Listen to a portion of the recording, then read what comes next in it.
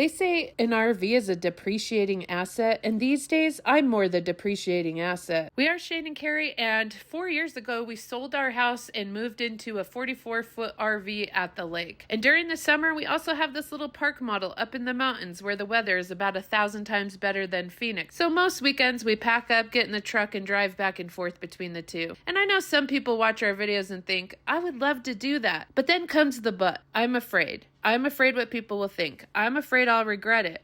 I'm afraid we'll fail. I'm afraid it's too big of a change. And I get it, because it was a huge change for us too. We sold our house and we got rid of almost all of our stuff in it. And we chose a life that looks completely different from what most people consider normal. But then 1 year ago, I was diagnosed with breast cancer. And honestly, it just confirms something I've been saying on this channel for the last 3 years. You don't know how much time you have. You don't know what your health is going to look like in 5 years from now. You don't know if you're going to make it to retirement. And you don't know if you finally get there, are you going to physically be able to do all the things you dreamed of doing?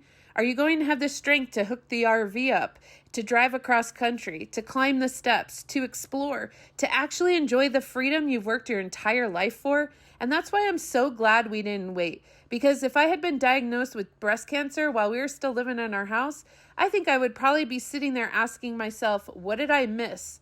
And today, I don't feel like I've missed out on much. Instead, I've made some incredible friends. I've met people I never would have met. I've seen places I've probably would not have seen.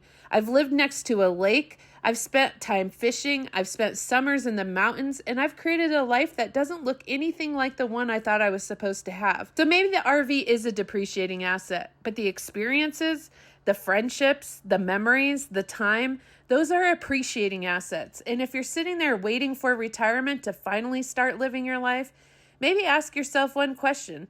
What if someday never comes? Because I would much rather risk failing at a life I choose than succeed at a life I never really wanted.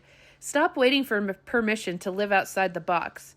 If you've ever dreamed about doing something completely different with your life, tell me what it is in the comments. I want to know what you're waiting for.